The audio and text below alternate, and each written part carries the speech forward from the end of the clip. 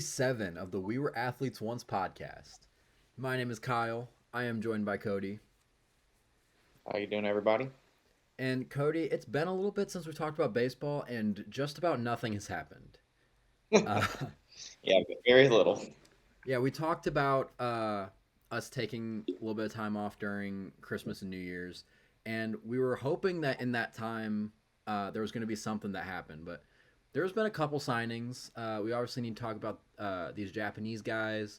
The Pirates made another move. Go We're so Pirates. we're so Go. proud of our little brothers over there.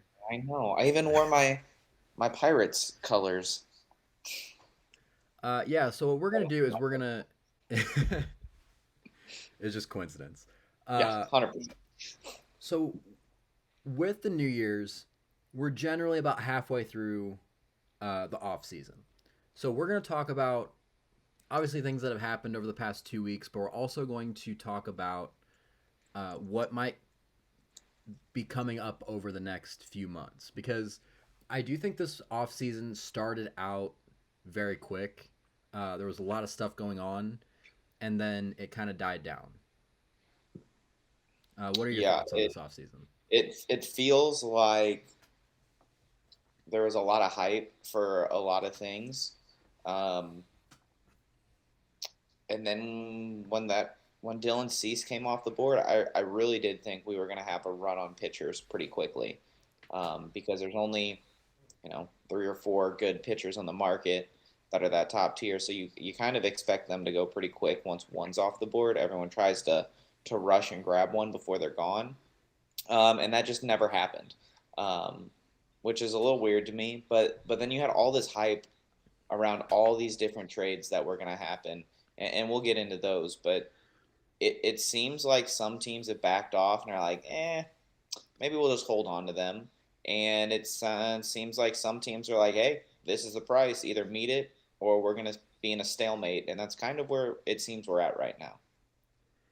Yeah, and I do think that run of pitchers happened after Dylan Cease, but it's all been through the trade market because it was the Red Sox going out and getting Sonny Gray Yeah. and Johan Oviedo. It was the Orioles But it going was out and mid tier. getting Shane Baz. Uh, I mean, yeah, it's a lot of mid tier guys, a lot of Mid tier trades, pitchers have but signed and mid tier pitchers have been traded. But we haven't seen that top end, the Ranger Suarez, the even Zach Gallen's a tier above the guys you just named, I think. Down year last year, but I still think he's better than those guys. Um, who am I missing? What Framber, is that Ranger. really it? Ranger, yeah. I said Suarez already. Yeah, Ranger Suarez, Oh, okay. Framber Valdez, and Zach Gallen are kind of the big three that are still out there. I got Chris Bassett below those guys, so I'm not counting him. Um, but I was kind of shocked that those three others didn't go because it seemed like there were four guys that were likely to go in that top tier before it had a little bit of a drop. And we saw one go quick, and here we are still waiting on the other three, and it's January 5th. Yeah, and we'll talk about all that stuff coming up. But first, we need to talk about the things that have happened over the past few weeks. For starters, we got sponsored. Use code athletes at W Energy for 10% off your purchase. It's Always have to mention delicious. that. Listen, Um, I I didn't have any at school with me today.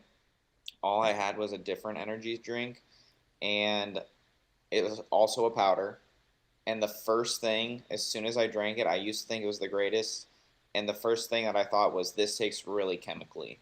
Like, I tasted chemicals right away. So, um, already with the quick switch to W, not because they're sponsoring us at all, but that they do taste natural. And I was pleasantly surprised switching back how big of a difference it was. yeah, so make sure you do that. That really helps us out, and it'll really help you out. But yeah, Very good. first movie we need to talk about Ryan O'Hearn. We've been clamoring for the Pirates to make moves involving their hitting. We need them to get more bats. And over the past few weeks, they've surprised us a little bit. They went out and got Brandon Lau.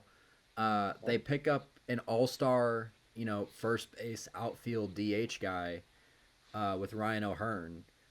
I'll say right off the bat, I don't think they should be done, No. but they're making some moves. Ryan O'Hearn got signed to a 2-year deal for $29 million, and it is the first multi-year free agent contract for the Pirates since Ivan Nova in December of 2016, which was a That is 3-year, $26 million deal. terrible And it is the largest free agent deal the Pirates have ever given to a position player for now. for now. Yeah, give us your thoughts on Ryan O'Hearn. I was happy. You know, as Cardinals fans, we don't want to see the NL Central do well, but I do. If we're going to be bad, if we're going to be beat, I want to see some of these, not even mid-market teams, these lower market teams go out and make a push when they have the opportunity. And the Pirates have the perfect opportunity right now. They've got really good young pitching that is all cost control for several years. This is the time you make your push to pay these position players to get the bats that you need. Give them a little extra, beef up that lineup, because you've got 3 to 5 years of all of these young pitchers before they're going to get ridiculously expensive. So I love that they're trying to make a push here. Spoiler alert, I might have them getting one of these free agents still, and I think they should. I don't think they should be done. But I think what they've done so far is significant for the Pirates. You go get Brandon Lau, who is going to be not good defensively, but he can hit the ball. And that's what they need, is someone to hit the ball. And in that ballpark, he's going to rake. Ryan O'Hearn is a good hitter. I don't think he's probably going to play outfield. I think he's either going to be a first baseman or a DH. Spencer Horwitz can move around. You've got a lot of guys that are a little bit more utility where they can go, which is good. And I think it's going to be a significantly better lineup already. Now, if they can get one more big bat, this is a team that, if the pitching progresses the way we think it's going to progress, they could be dangerous in the Central. Yeah, last year Ryan O'Hearn, his numbers really tailed off after he got traded to San Diego, but he was an all-star last year for what he did in Baltimore. Throughout both of them, he still had an 803 OPS. He had a 125 OPS plus. Had 544 plate appearances and hit 17 homers. So, it's not nothing. And that was yeah. it's there's more in there, and you're talking Great American, or not Great American Small Park. You're talking Pittsburgh, but he's gonna play in a few ballparks significant amount of time, whether it's in Cincinnati or if the wind's blowing out in Chicago, that are going to be very hitter friendly for him. So he's going to get some good opportunities to boost those numbers, and I think he will. I think he's a 20 to 25 home run guy for sure. Yeah, so maybe you can give him quite a few DH at bats. Maybe you play him at first, and Spencer Horwitz, like you said, he can move around a little bit. He's played second. I imagine if he plays first and second, he could probably also play third. But I don't know. You'll give him some at bats where you need to, at other positions. But yeah, you're signing a guy who was an all-star last year, has really good pop, and I don't think this should be the big move that the Pirates make, but you're adding Brandon Lau. Sure. Yeah, you add Brandon Lau, you add Ryan O'Hearn. Those are both probably guys that are hitting in the middle of the order for this team. 100%. Ryan O'Hearn's probably your 3-hitter, and Brandon Lau's probably your 4-hitter right now. I think between O'Hearn, Lau, and Horowitz, that's your DH first and second in some combination for the whole year. I don't like what they have at short and third, personally. Outfield can always use work, but I think I would really like to see them put a bat in one of those other positions. Yeah, and I think we both agree. I think we both are going to predict the same things right now for what's to come for the Pirates, or what at least should happen. But yeah, they've got Jared Triolo at third. They've got Nick Gonzalez right now slotting at short. Uh, I don't know, it's just not going to get it done. Um, but yeah, good for the Pirates. They're finally doing what everyone asked them to. They were in talks on Kyle Schwarber. We don't know how serious they ever were going to be on that. But They yeah, were also in they're talks of a player that we haven't talked about yet, and I thought he would have fit well there. yeah, we'll talk about him a little bit later too.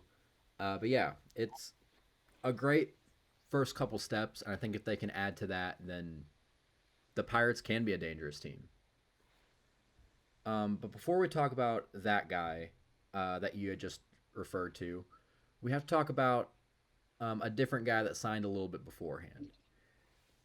So a lot of these Japanese players, I want to start by saying, are kind of getting screwed right now by the deadlines that they get. 100%. Every player that gets posted from the NPB has a deadline to sign, or I believe they just get reverted back to their team Yes, uh, and one did with go the back NPB. that didn't get signed.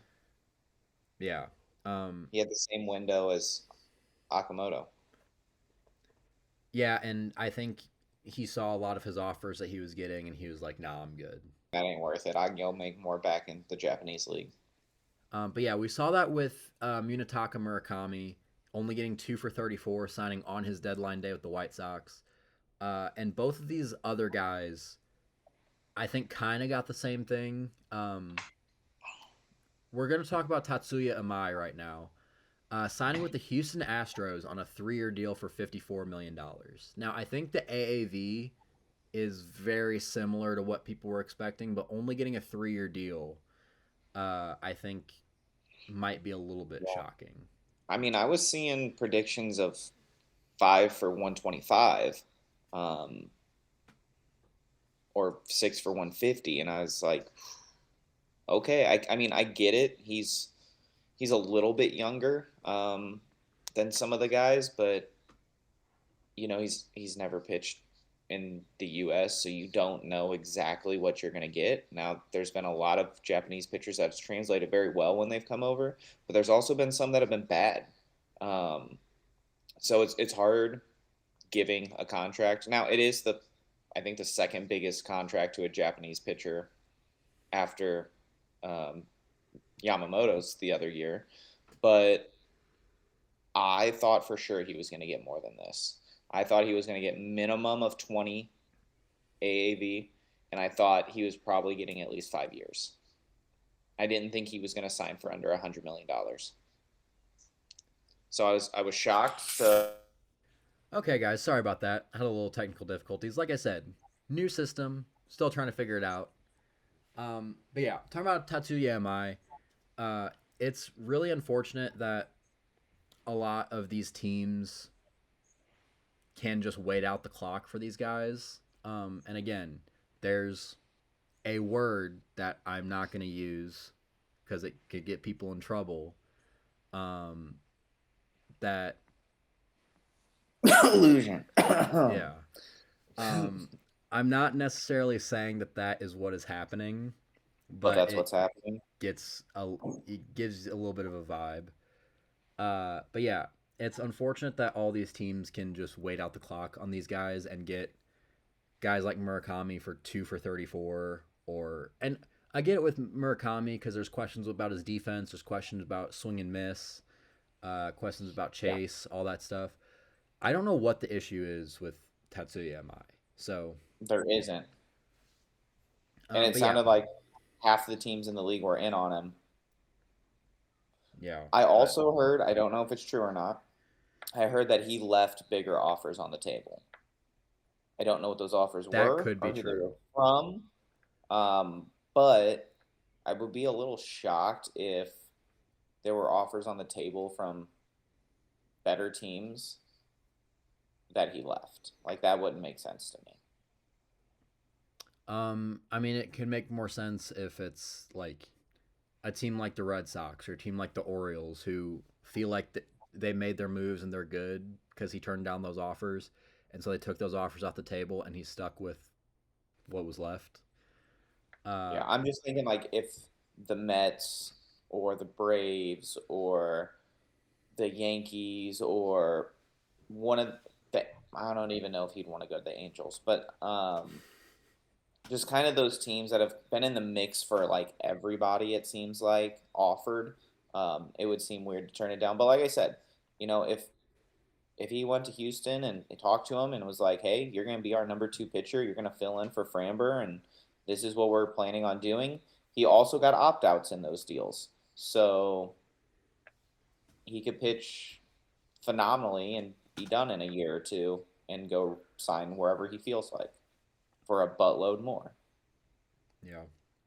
Yeah, but I want to look at things from the Pirates side, or from the Astros. Astros side, because last year the Astros had issues with, you know, health in their rotation, health in their pitching staff overall, and they also are losing one of their best pitchers in Framber Valdez. Probably, like you said, probably their second best pitcher.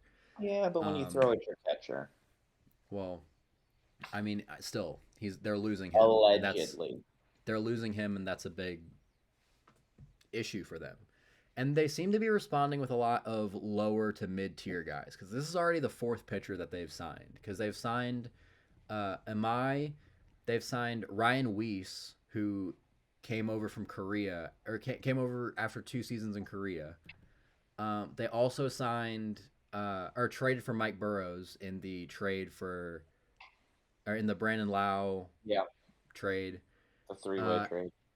and they signed Nate Pearson, who MLB this article on MLB.com is calling him a starter, which I don't agree with, but I don't know what he's been doing throughout I his mean, career. Mike Burrows is going to be in that rotation.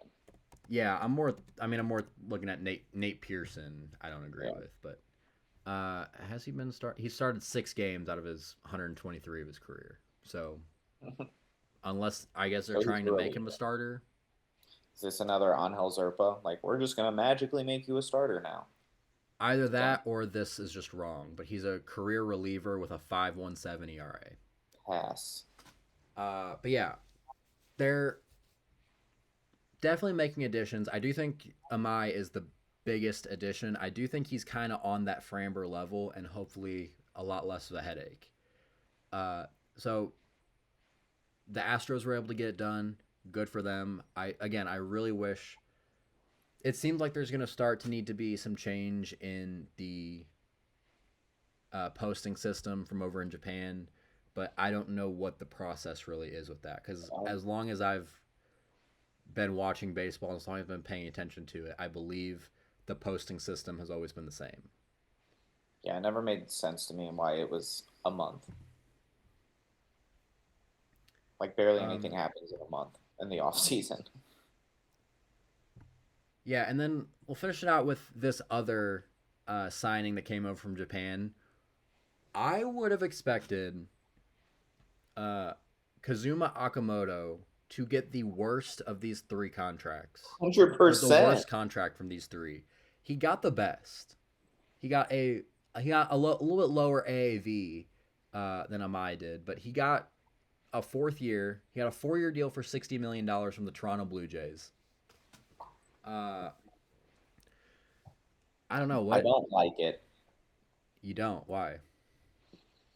Um, you are in the market for some of the big names out there, and you just ate $15 million of the payroll that could have gone to one of those players. Um, I don't know. You need a middle infielder you need a second, third, and shortstop, and you've got two um, in Ernie Clement and oh my gosh, Andres Jimenez. and Andres Jimenez. Um, and so I was like, man, you just got to go get one more. Who's it gonna be? Where are they gonna play? And so to me, it seems like they're more interested in an outside of the organization player for their final big splash than they are bringing back Bo. And I feel like this kind of solidified that Bo's probably not coming back now, because now your infield's situated. Akamoto's going to play third. Jimenez is going to play short or second, and flip short and second, whoever you want between Clement and Jimenez. But unless you're going to bring back Bo to be a full-time DH and pay him a buttload of money to do that, I don't think that's smart. So I don't like it because it's eating into one of these big contracts, and maybe it takes you completely out of one of the big contracts, and I think that's a very big mistake. With where this team is at, like, this is the time to push the chips in. Yeah, well, so the Blue Jays seem to be very clear that from the beginning of the offseason that Andres Jimenez was going to be their starting shortstop. He That's fine. was a gold glove, platinum glove caliber second baseman for years with the Guardians. Got traded to the Blue Jays, and they kind of kept Bo there for, him being the franchise guy. But once Bo got hurt and they realized that Jimenez can be a really good shortstop as well, I think they decided to the point of where Bo didn't play shortstop in the postseason. Well, he was half hurt. Yeah, I They mean, were trying to still, keep him off his feet, other than his bat. So, but still, Bo's it's also said, "I'll go play second." yeah. He said he'll go play And second. He'll go Clement play can play third, third because he did play third. and that's the thing. I think it's I do think this is a sign that they're kind of done with Bo Bichette because, I do think they're going to go out and get one more big piece, and I don't think bringing back Bo Bichette at this point is really worth it. I mean, maybe it is if you don't think Ernie Clement is like a full-on everyday type player, but he just broke the record for most hits in a postseason run. So I could see I them just feel wanting like to. you're ripping the heart and soul out of your team. Like what he did for that clubhouse, we don't take those things into consideration enough. And he seemed like he was that glue for the clubhouse. And now you're It's taking him away. I don't like it. it's He would have been definitely priority number one for me. yeah, it's definitely uh it definitely hurts, but at the end of the day, I think Vlad Guerrero is the leader of that team. He is the heart and soul of that team, and Bo was kind of the second in command there, and so I don't think it's going to necessarily hurt as bad. Especially if again they What's go out and sign another guy. Yeah. I just feel like you've got Batman and Robin, and you're taking one away. Like when you have two voices that lead that clubhouse, I would want to keep that intact. Like if we're replaying this whole off season, one, I'm not giving Dylan Cease that contract because clearly no one else is giving out big money like that to these pitchers. So I think they shot themselves a little bit there.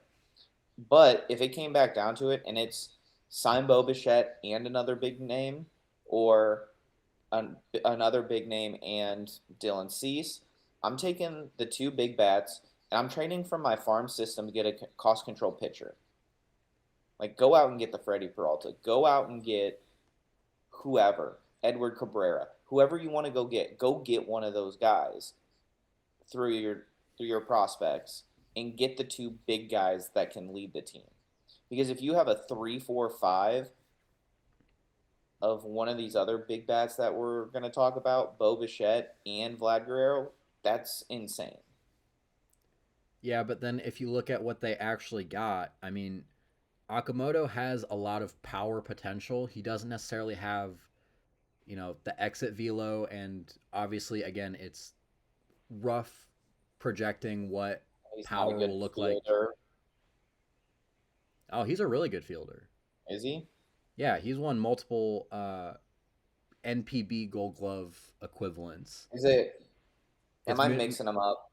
Is yeah, Murakami terrible fielder? Okay, my yeah. bad. Murakami is the one that you're not sure about, but I mean, you have a really good defensive third baseman Okay. here from Akamoto, which I don't think you can necessarily say Bo Bichette is. So I mean, if you're he'd getting be the same, what was that? I think he'd be perfectly fine second baseman. Yeah, he would be, but I think at the end of the Or day, even, I think he could have moved to third. I think he has a strong enough arm he could have played third.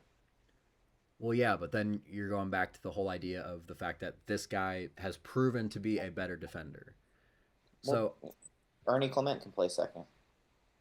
Just move him well, from yeah, third to but second. that's what they're going to do right now. I think it all comes down to Ernie Clement was going to be in that lineup regardless. Andres Jimenez was I going to be in agree. that lineup regardless. Did you want Bo Bichette playing third, or did you want Akamoto? And I think you're getting a guy who probably has the same sort of offensive profile as Bo Bichette, except possibly even a little bit better because he has really good bat to Profile. ball skills. Profile. We know what he's done elsewhere. We know what Bo Bichette can and has done in the MLB. We watched him carry that team into the battle in some of those playoff games at the end in the World Series. He has been there, done that, and proved that he is capable of doing it. We don't know that Akamoto can do any of that, regular season or especially postseason. So yeah, I'm gonna play Ernie Clement at third. I'm gonna pay Bo Bichette and let him play second base. 100%. Don't try and cover Um, me up because you don't agree. no, my camera was falling. Uh, I don't know. I I don't think you go wrong either way because you're also getting Akamoto for cheaper than what Bo Bichette would be getting. You'd be getting Bo Bichette True. for. True. And I do think this will open the door, even though it closes the door on Bo Bichette. I do think it will open the door on going and getting someone else because you had to make another move regardless. You couldn't have uh, who would they have at third? Addison Barger You playing third could. base. Yeah, it would be Listen, you've at got like four Addison guys Barger that at can play. third, Ernie Clement You've playing got like second. four guys that can play the outfield right now. You can trade one for a second baseman, or it's not that. Listen, the Cubs are trying to trade Nico Horner for some reason. Go get him. I don't know. We're gonna differ on that one because I like this move, but I uh, don't. again, it's always a Bring me gamble. Bo.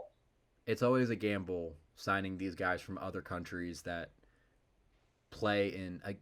I mean, I'll just say it like worse leagues than Major League Baseball. Like Yeah, they you look at say, these pitchers that come over here and their numbers are lights out with all of these strikeouts and no walks, and then they come over here and they struggle some. Like that doesn't it tells you what the elite pitchers over there when they come over here what they look like. That's telling you how much different the pitching is over there. They don't see a lot of these 98 plus mile an hour fastballs. Like they're not seeing some of this stuff. So it's a completely different game over there. yeah, but you can also look at Ichiro Suzuki was very successful. Hideki Matsui was very successful. I know right now we're talking about Japan, but even if you go over to Korea, Jung Hoo Lee is proving to be a very good big league baseball player. So I don't think you could necessarily. Proving to be a good baseball player is not what Bo Bichette is. Bo Bichette is a great baseball player already. That's my point. Who is a leader in your clubhouse? Who just was a ball not getting stuck at the bottom of the fence away from winning the World Series. Um, I don't necessarily value Bo Bichette, I think, as highly as you do. Um, I mean, we're talking about a guy with a career 800 OPS, 121 OPS plus, a good hitter, but never had a 30 homer season, doesn't play good defense at shortstop, is why he's having to play second or third for whatever team he's going to sign with. I think it's very possible that the Blue Jays are getting the same hitter with better defensive value. What are his stats in the playoffs though? Um, he has a career 785. 348, 440. No, this last playoffs, 348, 444, 478 for a 923. Yeah, I'll I'll take give it to him. those He had all one day. he had a very good playoff run, but if you look at all of his numbers in the playoffs, like you can't just look at one 7 game span and say I can look at this we is why look you at signed this we guy. judge we're in St. Louis. We judge Nolan Arenado and Goldschmidt for what they did in the playoffs and how they were terrible, and that's how we view them I half the don't. time. Oh, you shouldn't, but people do all the time. And you're talking about 1 or 2 games. We're talking about an entire series where he carried. We had a I 923 OPS for the whole playoffs. For 7 games, he played seven Don't games. care. He had 27 at bats in the playoffs. And he raked when it mattered most in the World Series. He had 1 extra base hit. Did he do what he needed to do to help his team win? Sure, Yes. but he had a great team around him too. Like, don't act like he carried the whole team. Vladimir Guerrero is on that team. He played excellent. They're A lot of getting people they're played getting well, performances like they did from Ernie but Clement. again, I mean, my whole comment about this, my whole reason for this is I don't think you value him and what he does for the clubhouse. And I think that's part of the problem. sure, I of course I do. I think again, Bo Bichette was great for this clubhouse. So again, But you have two voices that are your absolute leaders for your team that have been there through the crap when you were horrific and have stuck around and were huge for you, and now you're ripping one of them away when you could bring them back, and he would want to be back. I don't know if I'd I ever don't agree with say that.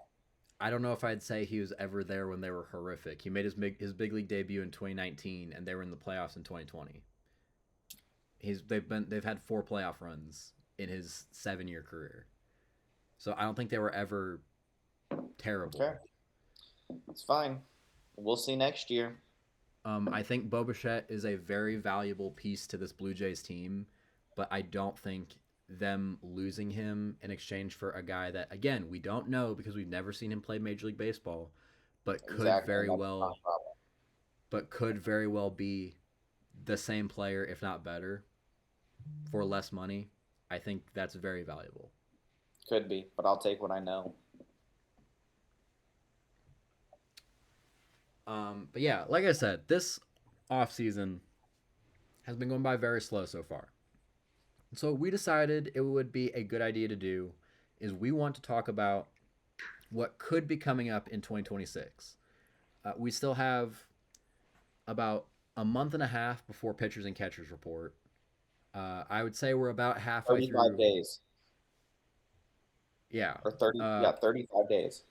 and actual games and spring training doesn't start till the end of February, and we're still almost 3 months away from the season starting. So there's still plenty of time for these guys to sign. I want to look at the remaining guys on the market and think about where they could go.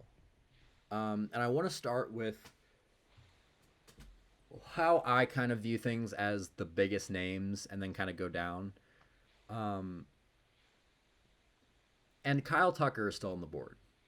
Now, we've talked about Kyle Tucker potentially getting a $400 to $500 million deal. Obviously, again, the last 2 years, really, with this year and last year, free agency hasn't really gone how a lot of players expected. So maybe we might be a little too optimistic with a $500 million deal. But he is definitely one of the best players in baseball right now. He's a great hitter, a great defender.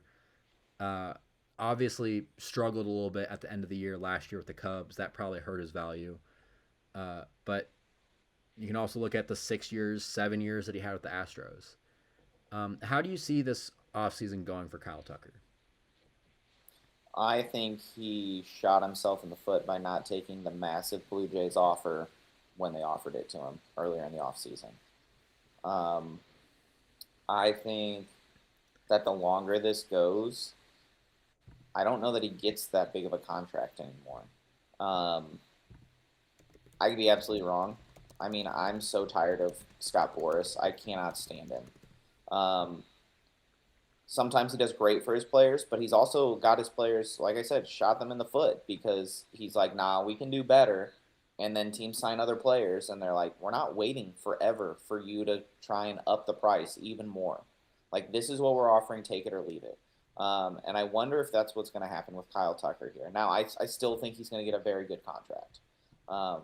He's going to be expensive still, but I wonder if this shortens the amount of years and maybe he has to go lower years, higher AAV, or he just gets kind of a lower contract. And if I'm Kyle Tucker, I'm trying to get this to be my last contract.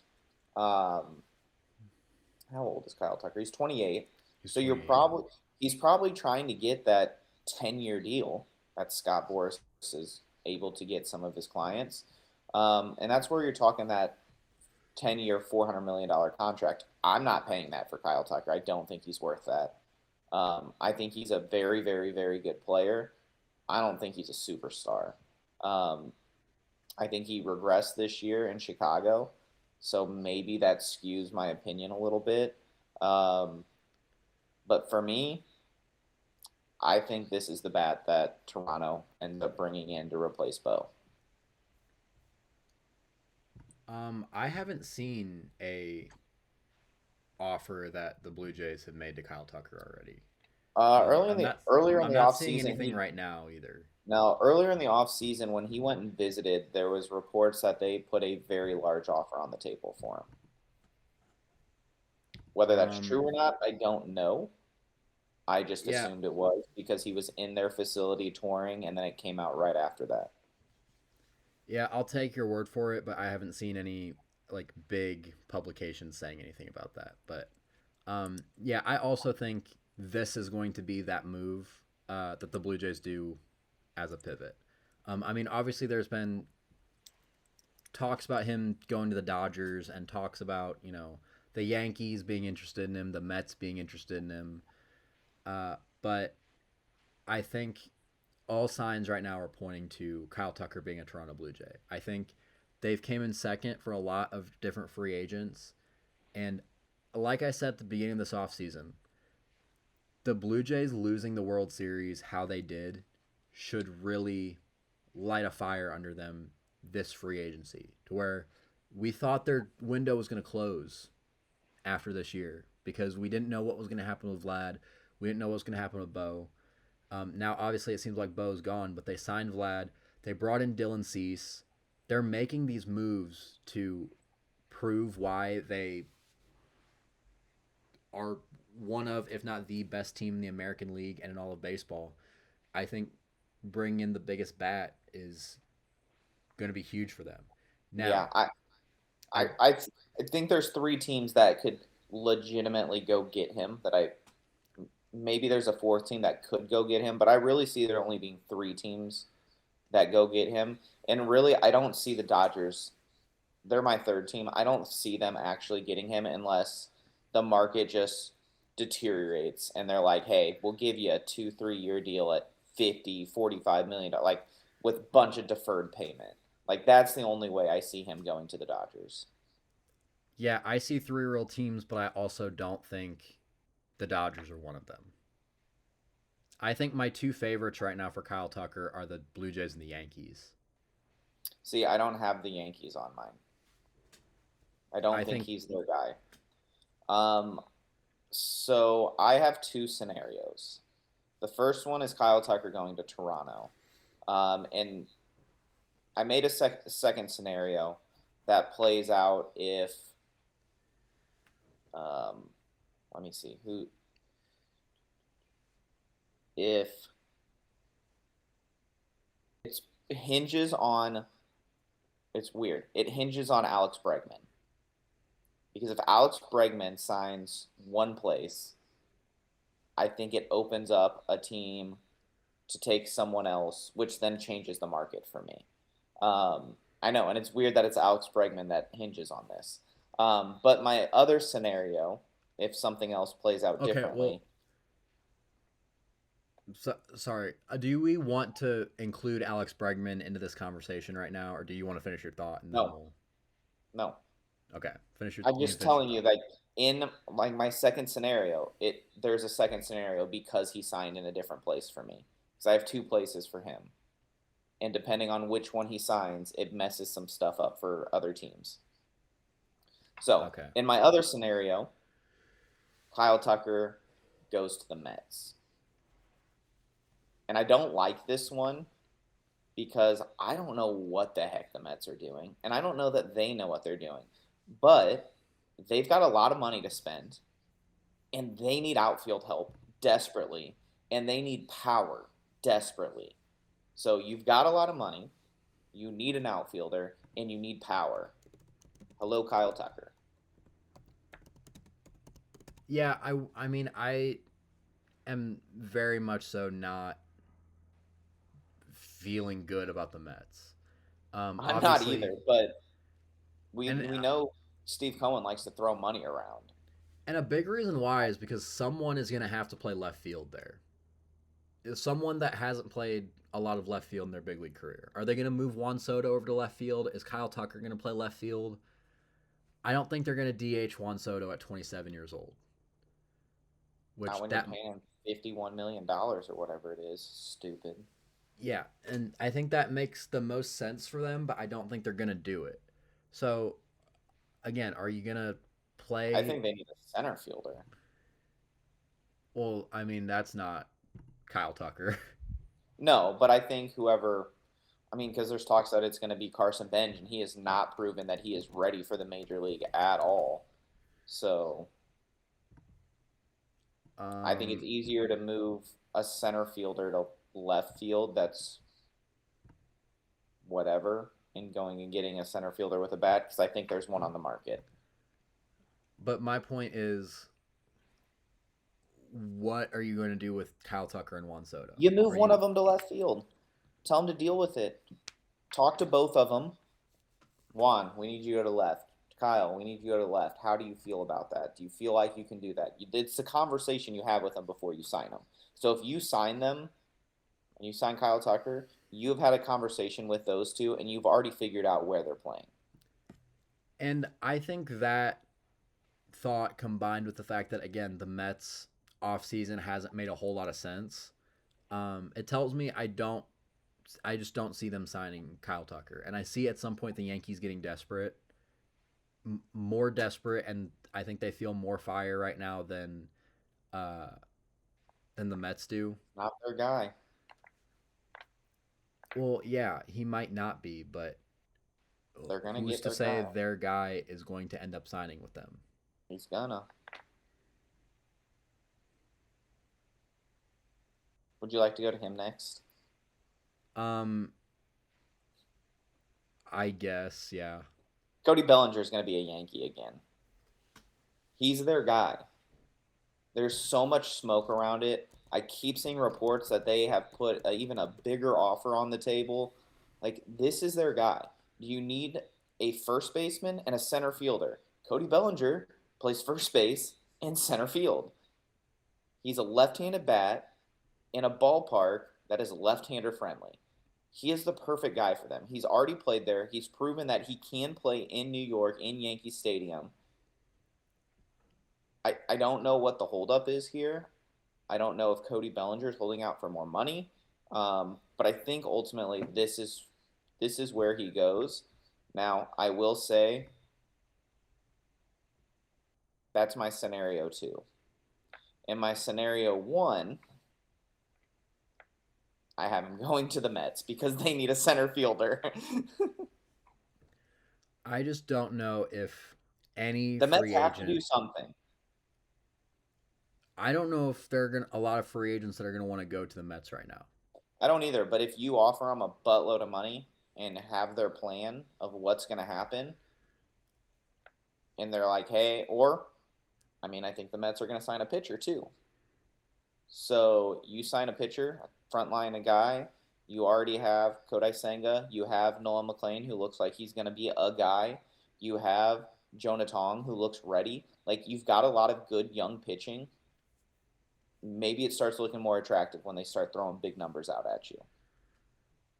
So my first Yeah, scenario is them going to the Mets because they need a center fielder and they need power. My second scenario, though, is him going back to New York. And I really do think he's probably going back to New York. I do too. I think the most likely option is Cody Bellinger going to the Yankees and Kyle Tucker going to the Blue Jays. But I think it is more likely that the Yankees end up with Kyle Tucker than the Mets do.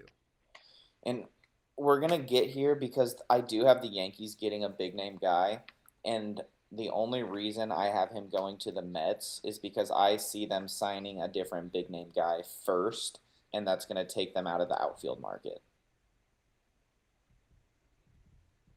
Yeah, it's from what I'm seeing, uh the Yankees, the Mets, the Cubs, the Dodgers, and the Giants are all the teams that have been seriously engaged with Cody Bellinger.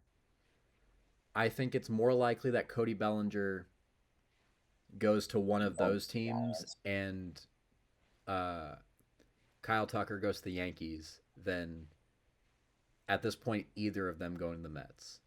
And So that was when I considered Cody Bellinger most likely to go to the Mets going into the offseason. is Judge playing center field for you? For the Yankees, Yeah. I mean I think Trent Grisham is probably gonna be the So where's Judge number playing? one option there in right. Then where's Tucker playing? I mean in that scenario, then we'd go back to him playing left field. See, But that's why I don't like it because yeah, we had the because you same issue gotta with the Mets. no with Tucker. Oh well, yeah. Yeah, I don't like it for the Yankees. Like I know he's on the radar and it's the Yankees. I just don't think he's going to the Yankees. I don't think Tucker's going to the Yankees. I like the Yankees doing literally anything right now because they also haven't done anything. I will Well, say I have them doing something else. they haven't gotten worse. That's the one thing that I can say about the Yankees that I can't say about the Mets. Yeah, the Mets have gotten Um, worse. and But with what's Kyle, I left on think the board, I have the Mets getting better still. Because I just don't see an offseason where Steve Cohen sells and doesn't buy anything. I just don't see that happening. I don't know if he views this what he's done this offseason as selling. Well, he should. I mean, you bought Jorge Polanco to play a position he's never played for $20 million a year. Huh, no, that was dumb. I don't know. The Mets situation is just not good right now. Um, I I question anyone taking money right now for the Mets. And I I mean, think the you want to pay Yankees me? I'll go play for the Mets. I don't care. you I'll don't play for a qualify. mill. Come on. I'll go get booed and heckled by fans. I don't care. And I think it probably makes more sense for the Yankees to get the better hitter of the two, which is Kyle Tucker.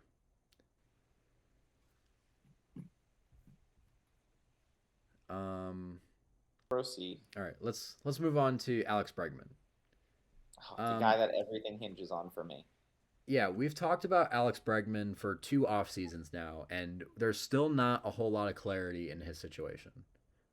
So talk about your situation, your I scenarios have that you two have. locations for him to go. And the reason he's the hinge is because in my scenario that I believe will happen is that he goes back to Boston. Okay, so scenario one, he goes back to Boston, and I think Boston really wants him back, and it seems like they've actually made maybe even a better deal than what he had originally in Boston, which was too much money already, because I don't think he's a $40 million player. Um, but he's got a home that it seems like he would like to be around more, um, and that home is in Arizona. And I don't know why he'd want to go to Arizona outside of it's beautiful and the weather's fantastic and you play in a air conditioned dome all year and you live there in the off season and you just like to be around there. But there's been so much smoke around Alex Bregman going to Arizona. And the reason why everything hinges on him is because if he goes to Boston, there's one of the big teams that's looking to add something taken out of the equation, which opens up areas for other teams. But if he signs in Arizona, now there's less bats for one extra team looking for a bat. So he's why my whole scenarios hinge off of him. I think ultimately though, he goes back to Boston. And I think he should. It's a good place to play. You've got the monster out and left. You're a right-handed pull hitter. You played well there. They paid you good money. They seem to love you there. You've got a young core of players coming up. You've got like 72 pitchers that can pitch in the majors. Like it, and still you have a good farm system even though you've traded from it. Like this is a really good situation for him, and I think he should re-sign there, and I think ultimately he will go back to Boston. Yeah, and when you hear reports about him having a better offer, or the Blue Jays or the Red Sox making an aggressive offer, I don't necessarily think it's 40 million a year. I think it's probably more years and lower AAV, but a higher total guarantee. Well, I'd heard originally they offered him the 2 years, 40 million per year, what Yeah. was left on the contract that he opted out of. So I was I like, think hey, it's you might very want to take that possible. I think it's very possible that instead of 2 for 80, they're offering him 4 for 130. 120, Yeah. 130. Okay. Uh cuz I also from what it seems like the Red Sox are still questionable about giving him 6 or 7 years like he wants. I mean, I But would. I think I do think right now the most likely option uh, is the Red Sox because the most recent report that I've seen is it's the Red Sox, it's the Diamondbacks, it's the Blue Jays who aren't gonna do that anymore, and it's the Cubs. I think at the absolute max, you can give him 5 years for that contract to end when he's 36. Like, I don't like giving big contracts if you're going past age 36. The decline is just too big. So Yeah, even I if you think. want to go like 5 for 160, like to get over that $30 million per year, but get 3 extra years on the deal than you had, I think you got to consider that. Yeah, but I think the most likely option is the Red Sox because there's another piece to this that we're not even including. Alex Bregman is the reason why you traded Rafael Devers. And Rafael Devers was considered the Red Sox heart and soul of their Yeah, clubhouse. but he became a problem. He did, but I And don't I think think their that's club. ultimately why he got traded, not because of anything else. I think he became a problem and he refused to do what they wanted him to do. And he kind of threw a fit and stopped acting like a leader. And they're like, we just got to get this guy out of here. But I say that because you signed Alex Bregman to play third base, knowing Rafael Devers still wanted to play third base. And so you were willing to open up this whole can of worms. When Alex Bregman was willing to play second base, you decided to open up this whole can of worms with Well, Rafael Rafael Devers. Devers sucks as a fielder anyway. He shouldn't have been there. I agree, but when you're Oh, boo trading, hoo! I don't want to. I want to play third base, even though I'm a crappy fielder. Oh, I can go play yes, first base or DH full time. Get over yourself. but when you're trading, when you know you are causing a problem with your best hitter, when Alex Bregman says, I'll play second base, and then they sign Alex Bregman and say, hey, you're playing third, just to get Rafael Devers off of third base when you know he's been promised by the previous regime to play I don't third care about base, the previous regime. and he's been very unwilling to move from third base for years now. Yeah, and what did he do the You are, second he got traded? well, yeah, he wasn't given the promise from the Giants. He was Don't traded to the care. Giants to get out of there. My point being, you 100% chose Alex Bregman over Rafael Devers when that happened. I don't think you can let him go after 1 year because what's the point I mean, of they didn't want starting all of to. He this? opted out. But they gave him a 3 year deal with opt outs after every year. They knew he was going to opt out. There was literally a 0% chance that he wasn't going to opt out. 100% there was. He could have sucked or got hurt. Okay, do you think they were signing him off of the basis of we think you're going to No, suck or get hurt? I no, think they but there's expected him to always an play. option. I think they expected him to be really good and them saying and him opting out. which again goes to my whole point of I don't think you you have put. to re-sign him, I think but you I think you. absolutely I don't, have to resign but I him. think you want to, and I think you will. I think you have to resign him. I think it brings up an issue with what happens with Marcelo Meyer now. If you sign him long term, do you bide your time with him on the bench or him in the minor leagues until Trevor Story you can get rid of his contract Put or him out until to his the pasture. contract runs out? Which I don't think it's too long from now. I think he has like 2 years left on it or something like that. But Really, I thought it was a longer contract than that. I think it was a 5 year deal he signed I thought in it was 7. 2022. So 2, 3, 4, 5, 6. This might be the last year of his deal coming up. It And was a if 6-year deal. okay, so he has 2 years left on it. Uh, Um, yeah, free agent, through 2027 and includes a 2028 team option which they're not going with to a pick up. So yeah, with a it's an $5 million buyout. it's an issue with Marcelo Meyer, but again, I think just because of the whole issue that signing Alex Bregman in the first place brought up, you cannot let him go after 1 year. So I think he will 100% end up with the Red Sox. That's why I have a And second if scenario. and if he doesn't, then this is a colossal failure by the Red Sox organization. No, because I have an option 2 for them. I know what your option 2 is, and it's not good. Then you don't know what it is. I'm Oh, looking yeah, at you your do. thing right Get now. my list. Cody Okay. shared his notes with me, and it's You can hate my list all you want. let's talk about him now. Bo Bichette. Option 1, he goes to the Yankees. That's my solution for them. They have a center fielder, they have a right fielder. I don't know what they're doing in left, but there's not a left fielder out there.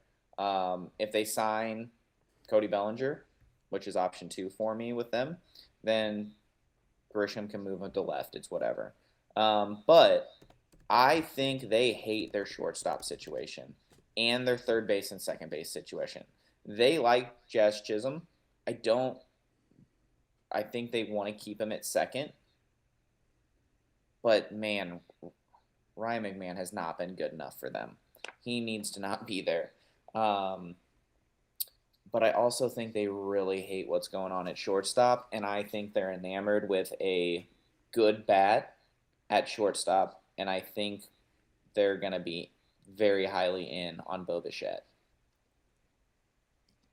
I'm gonna push back on that idea with the fact that I'm currently looking at reports from Ken Rosenthal and from multiple Yankees beat writers saying the Yankees do not view Bo Bichette as a shortstop.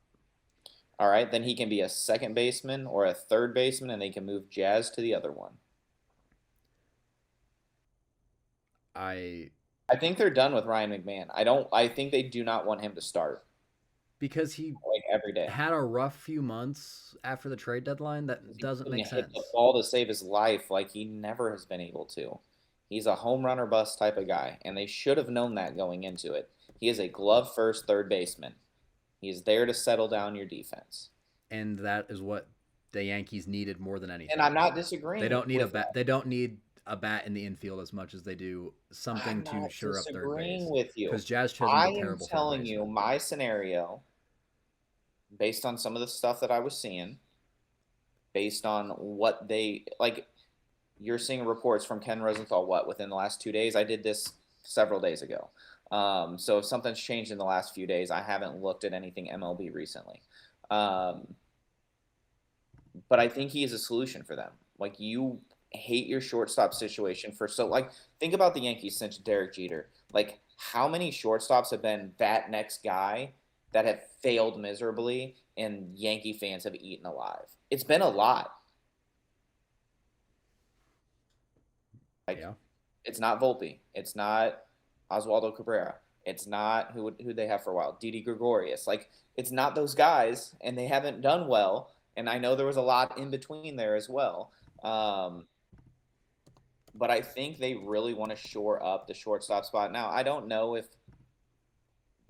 if they want him and they move him to second and put Jazz somewhere else, I don't know. But I think they want a solution in the infield of some sort. And I think if you want to get out of that shortstop situation with someone who could actually hit the ball at some point, and maybe not make a billion errors, he might fit for you. Now, scenario number 2, because in scenario number 2, Bregman went to Arizona, Boston goes out and gets Bo. They were in the market to trade for Ketel Marte. Like, they were high in on that. So clearly they had a need at second base that they want to address. Bo's already said he's willing to play second base. So if he doesn't go to the Yankees, if Bregman doesn't sign with Boston, this is where I think they're going to pivot. They don't need outfield. They've got 4 good ones, and I still think they're probably going to trade one. The young kids haven't quite worked out in the infield the way they wanted with Christian Campbell and Marcelo Meyer. So this buys them some time to figure out what's going on. And you've got a second baseman that you can play right away.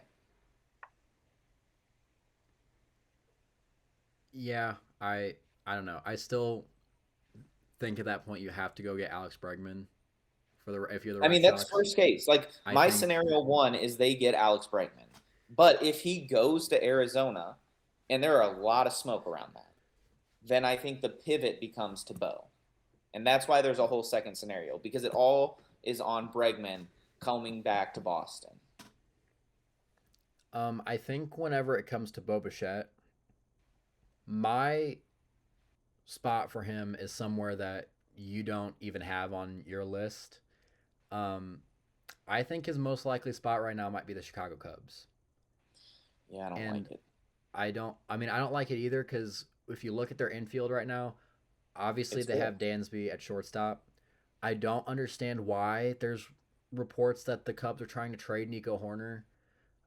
He's a league average hitter. And he's a high contact guy, and he's a good fielder. And he can play basically anywhere. He's a great fielder, and you're sacrificing some offense with him compared to Bo Bichette. Yeah. But last year he had a 114. Matt Shaw's going to place third. Last year he had a 114 OPS plus. Throughout his career, he has a 103. He is right on league average as a hitter. And I think second base is a position where you need glove more.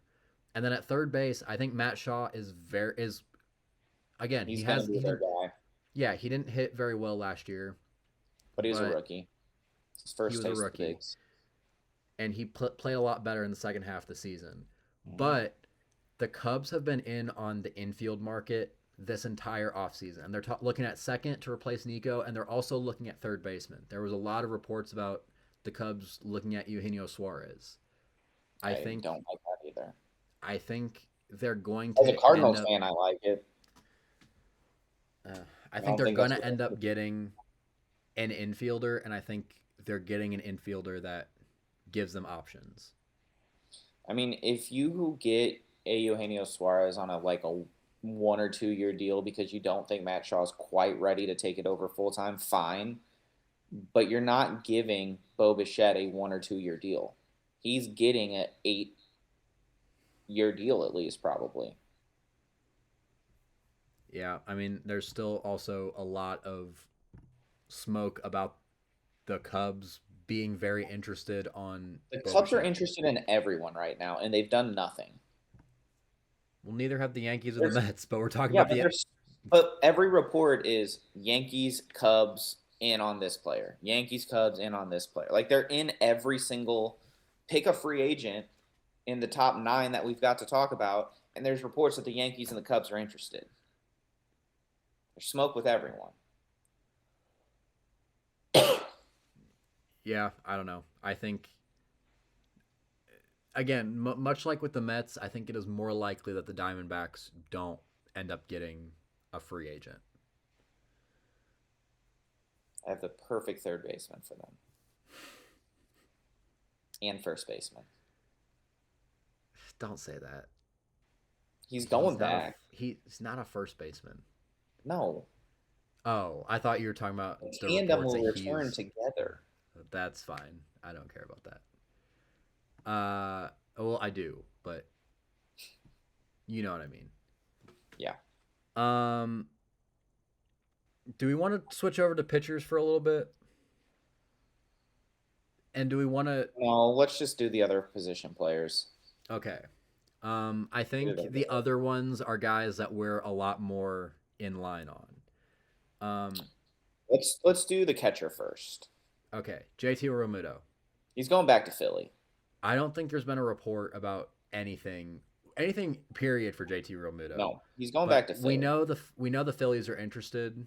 The Rangers were really the only other team that somewhat made sense, and they just went and got Danny Jansen not too long ago, and I think he's going to be their starter. So I think we're kind of I don't even have him in my second scenario because he's going back to Philly. Like that's I don't think he's going anywhere else. I looked around the league. I'm like, who could use a catcher? There's really not a good spot. He's old, so he's gonna want to compete. He's gonna want to start or at least play a majority of the games. It's really Philly or nothing, or you be a backup somewhere. And I don't think he wants to go do that. Yeah, that's. And I mean, I don't know how the Phillies necessarily feel about Rafael Marchand. I just don't know a lot about the guy. Period. I don't know how Phillies fans feel about him. I don't know what kind of player he is.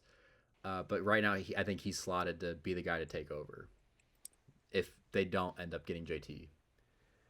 So, I mean, I think it's most likely that he's gonna end up going back.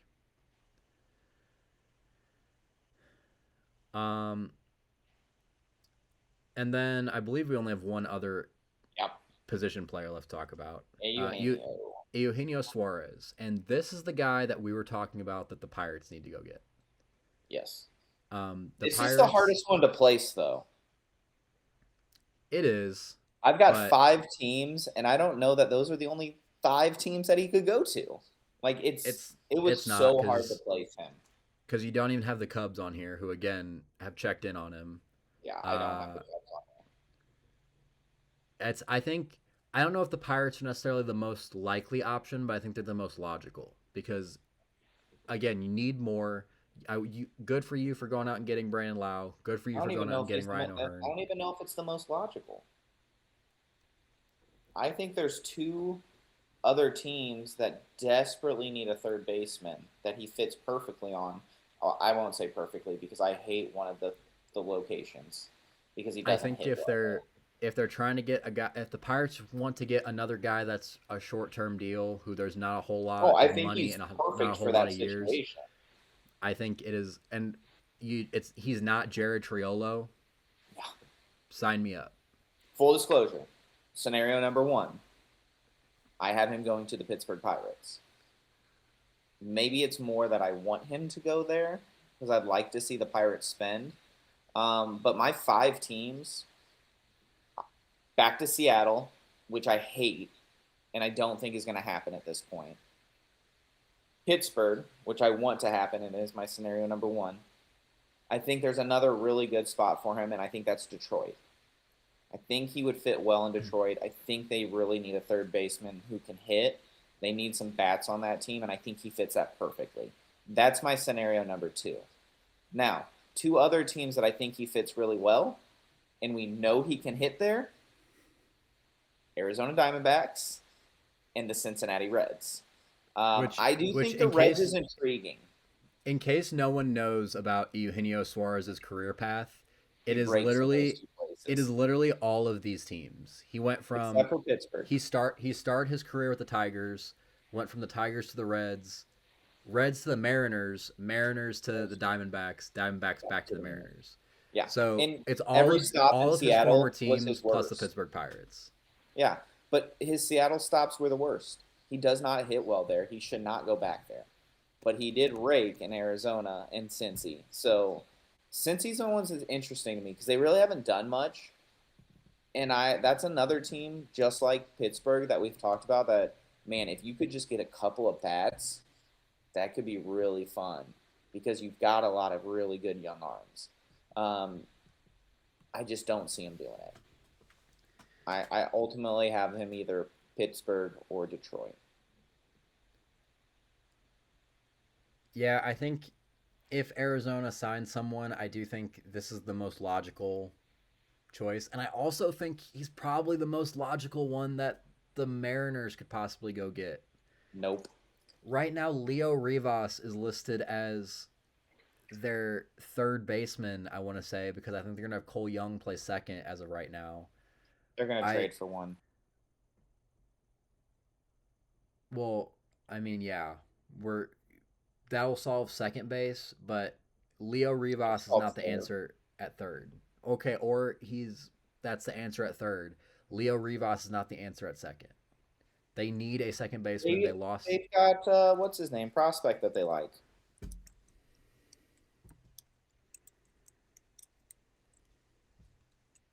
Oh my gosh, what's his name? Why do you do that?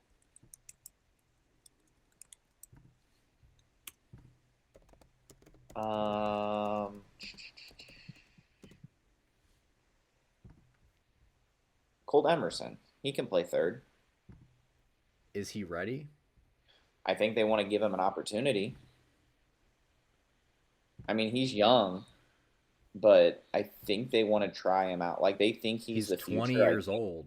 I know, but I think they want to try him. I think signing Eugenio Suarez for 2 years might be the better option there. I mean, it very well might be. He hit really well last year, 841 OPS between 3 levels, but well, and at AAA, how many games is it? It was only 6 games. Never mind. Yeah. I was gonna say he raked in AAA in his 6 games, but he was really good in High A and in AA. Like he very well could be that person. What about Cole Young? Why is he not playing second base for them? I think he's gonna. Right now, he's gonna end up being. You're talking about Rivas. I'm like Cole Young's gonna be their second baseman. They're gonna trade for a third baseman. And then whenever he's ready, then you move your traded third baseman to left field.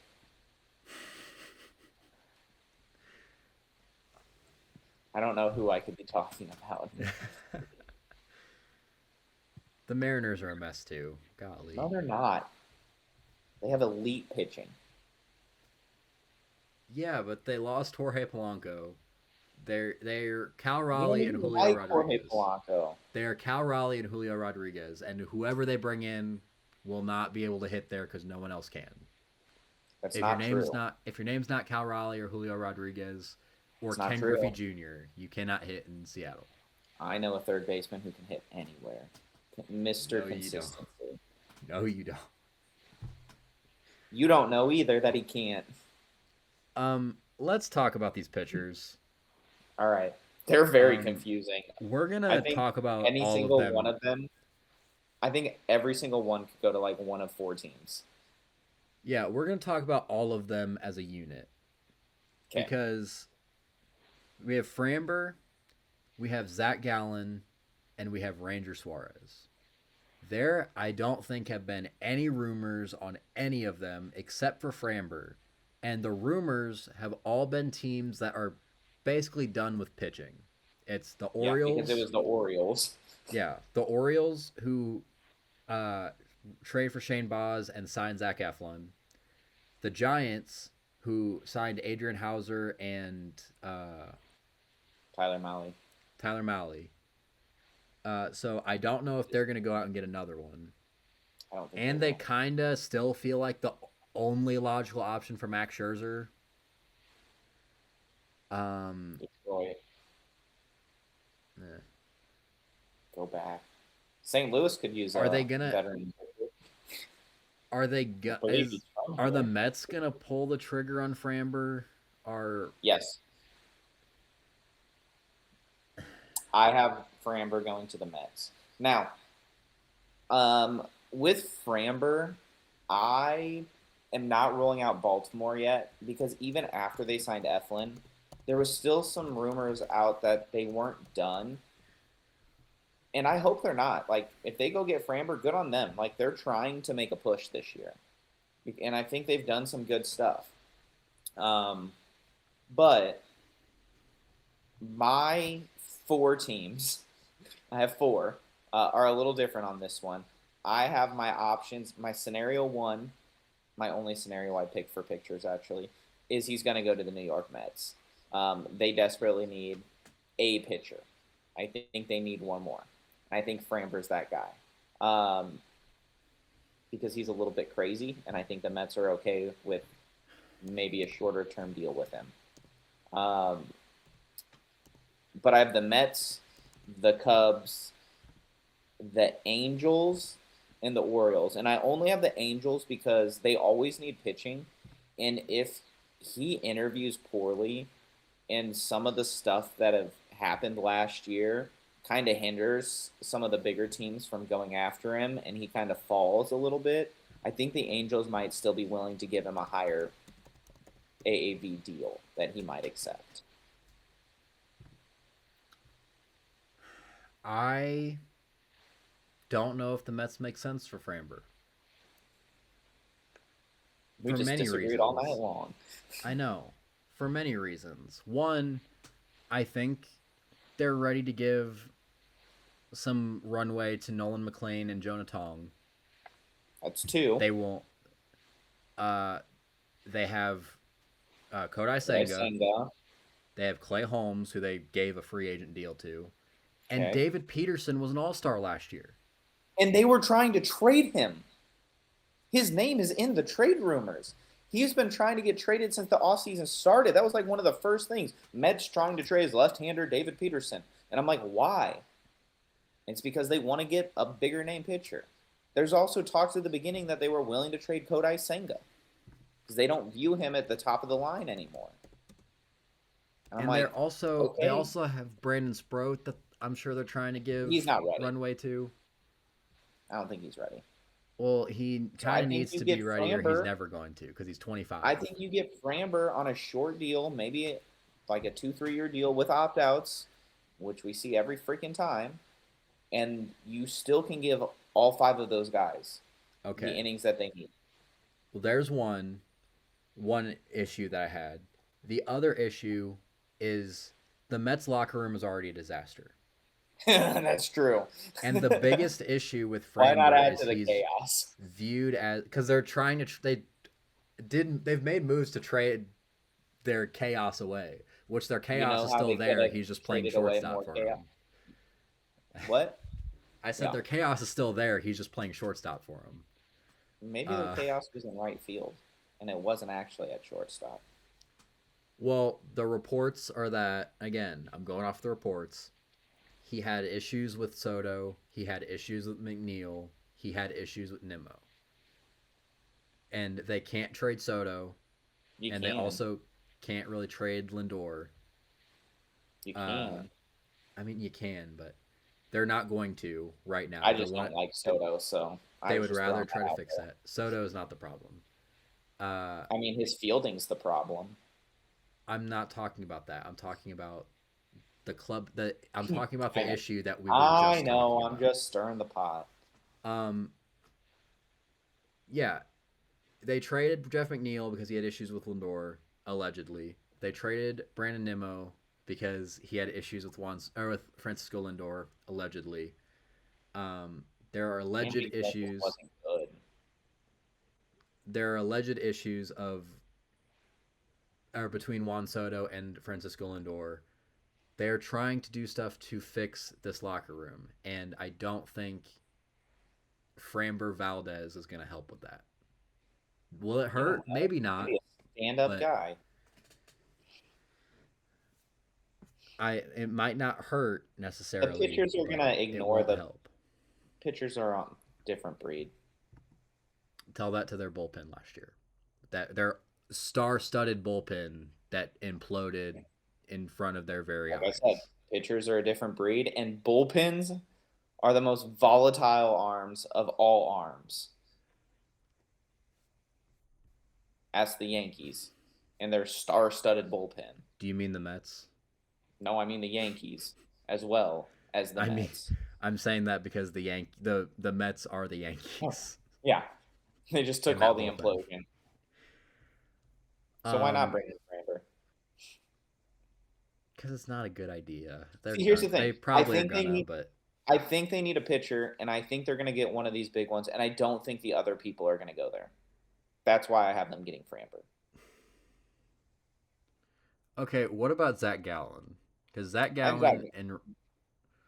Zach Gallen and Go ahead. Ranger are the ones that are really screwing me up. I have Zach Gallen going to the Los Angeles Angels of Anaheim. I think they need pitching. I think Zach Gallen hurt himself last year. I think he is going to want more money than any team is willing to give him. And I think he's going to take a 1 year or a 2 year with an opt out deal. That's the highest AAV, and it's going to come from the Angels. My only other option is the Chicago Cubs. And I could also see that, though. But I think he's only going to get like a 1 year deal from the Cubs. I don't think he's getting more than a 2 year deal with an opt out. I think he hurt himself too much last year.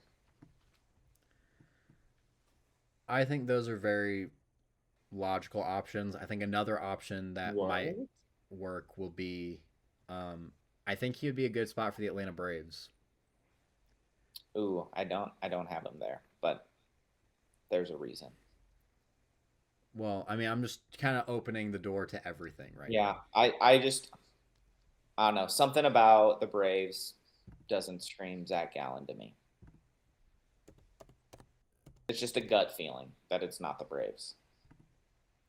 Could he The go there? only, Sure, yeah, but absolutely. the only options that are screaming Zach Gallen to me right now are screaming in fear. Because Well, I can tell you he's I not would coming back be, to St. Louis.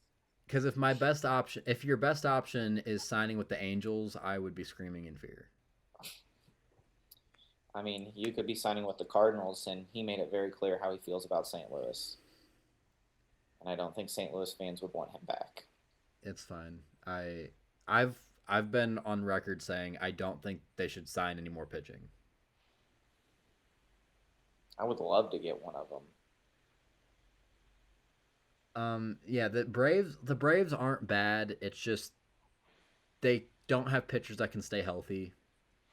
Spencer Strider's been hurt a lot. Chris Sale's been hurt a lot. Ronaldo Lopez has been hurt a lot.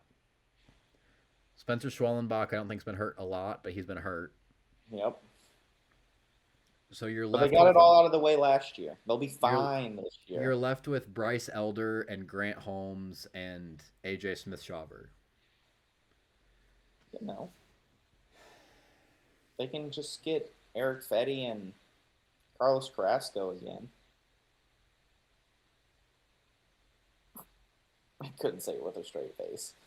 And then, but yeah, I'm kind of trying to go past this because all of the pitchers are frustrating No, you to got one talk more. about. We got one Yeah. more to go. What do you think about Ranger? He's who I have the Cubs going to get.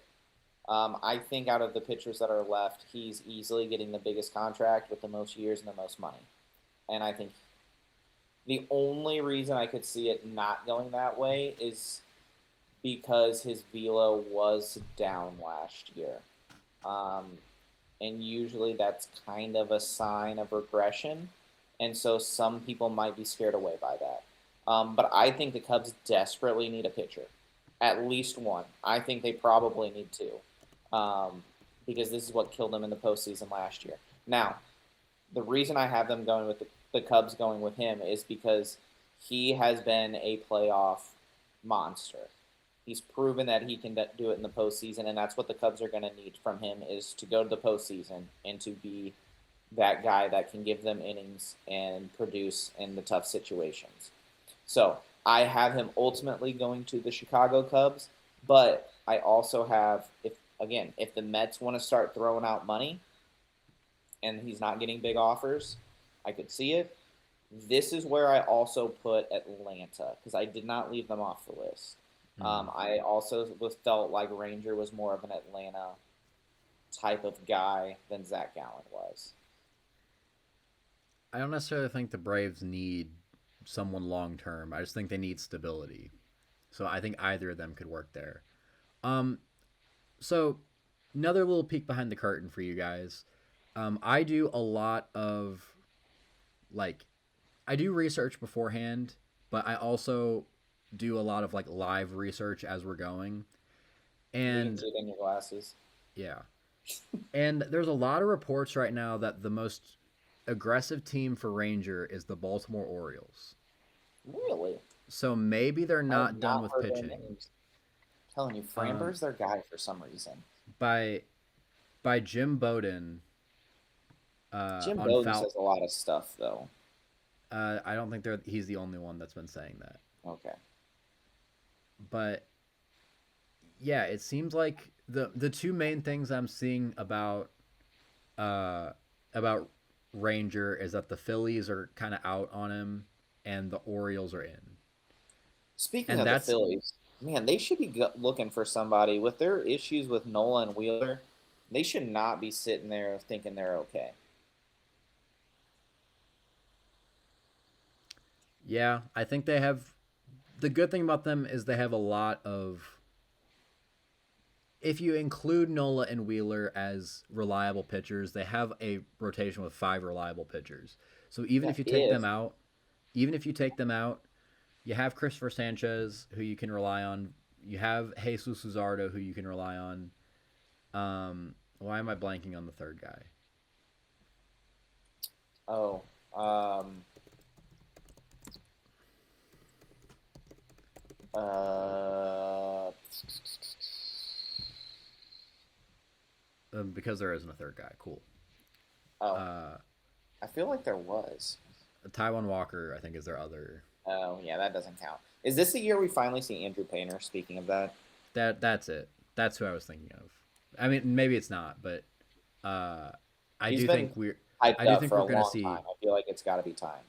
I do think we're gonna see Andrew Painter, but I mean, even then, it's not great. Like I said, I think they should be considering one of these guys. They should, but it seems like they're not. Maybe there is fit for Zach Gallen. That would be fun. I would like it. I don't know if I believe it. I don't. I don't believe it. Um, Not that I don't like it. It's whatever. Before we get out of here, I want to talk about the trade market. It's very Because bad right now. well, so there's been a lot of trades already throughout this offseason. Probably more than we would normally see by this point. There's been several, yeah. What do you think the trade market looks like right now? Not good. Um, so the big ones. Ketel Marte. I don't think he's getting traded. Um, their GM basically came out and said, "Yeah, we kind of listened. We're done doing that now. We're not talking Ketel anymore." Whether that's true or not, because he's trying to get people to like throw a huge offer last minute, you know, who knows? Could be a smokescreen. But I think they're actually done trading Ketel Marte. I think he's going to stay. Maybe they revisit it later, but he gets 510 rights, and then he gets a say of where wants to go if he wants to go. So that's the biggest reason he was even on the block was because those rights kick in like June 1st or something. So I think he's done. I don't think he's going anywhere. Other names on the market that we're hearing recently, this like Freddie Peralta's got brought up again. I just don't see the Brewers moving him. It doesn't make sense to me. Um, Again, could they? Sure, because they brought back Brandon Woodruff, but Freddie Peralta's your ace. Like you need that guy, and he's only making like $8 million. Don't trade him. Brandon But if you Woodruff's did, also been hurt a lot. yeah. But if you did, you better get a freaking King's ransom because that is a cheap contract on a very good pitcher. Um, who else? Edward Cabrera has been brought up with the Marlins recently, mainly the Yankees. I've been seeing them. And the Yankees feel weird to me because they've got a lot of pitching, just maybe not right off the bat because they've got some injuries they've got to work through at the beginning of the year.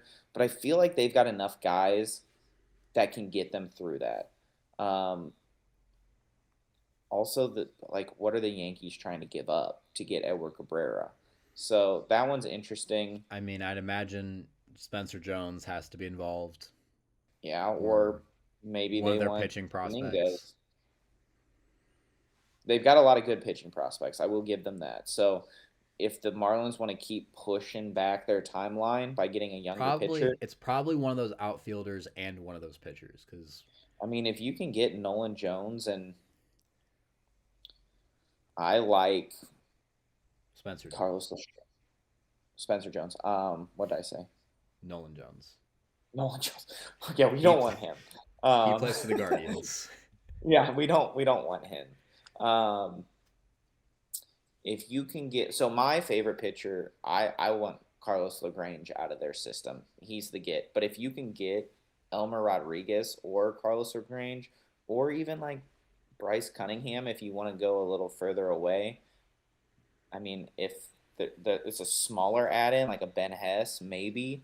I know you're not as high on him.